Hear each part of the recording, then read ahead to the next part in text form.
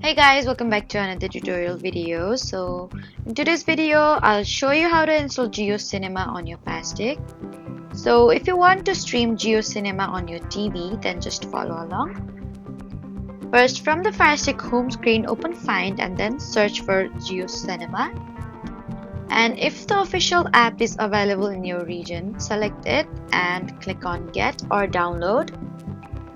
After the installation finishes, open the app and sign in using your Jio account and follow the on-screen login instruction. Once you're signed in, browse the available movies, TV shows, sports, and live content included with your subscription or account. And if the app isn't available in your App Store region, it may not officially support your Amazon account's country. So that was how to install JioCinema on Firestick. Please don't forget to like, comment, and subscribe for more helpful tutorials. Thank you for watching.